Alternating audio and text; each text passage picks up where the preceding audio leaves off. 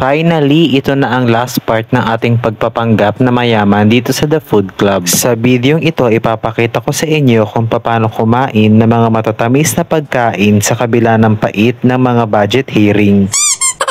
Umpisahan natin agad dito sa pistachio at ubi ice cream. Magugustuhan to ng tiyahin mo na sa tuwing makakakita ng gwapo ay nagiging gunting ang hita kasi paulit-ulit siyang pabuka-buka ka.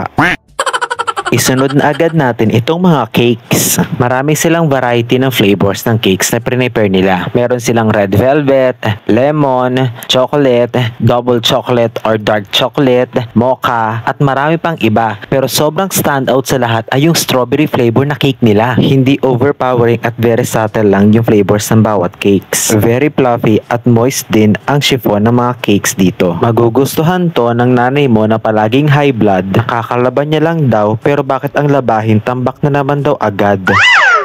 At dahil advocate tayo ng kunyaring healthy living, kain tayo ng mga prutas. Pero bago yon, ito munang egg tart. Parang sa lahat ng kinain ko, ito atang hindi ko nagustuhan. Bukod sa dry ang crust, ay sobrang langsa niya. Lasang-lasa mo yung itlog. Deserve to nung kaibigan mong sobrang kinis ng kutis at maganda ang buhok, pero ang kanyang ulo hindi man lang nakaranas ng suyod.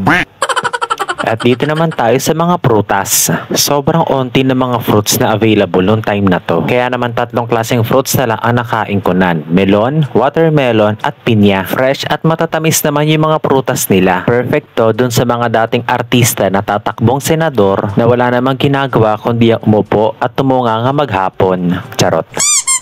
At dito naman tayo sa halo-halo. Nothing special sa halo-halong to. Yung mga sangkap na nakaloob dito ay katulad lang din na nabibili nating halo-halo sa labas. Tapos naubusan pa sila ng ube ice cream kaya no choice ako kundi strawberry ice cream na lang ang gamitin ko. Magugustuhan to nung kakilala mo na self-proclaim na relihiyoso daw pero ang mga post niyang picture sa FB ay kita ang papayang lawlaw. What?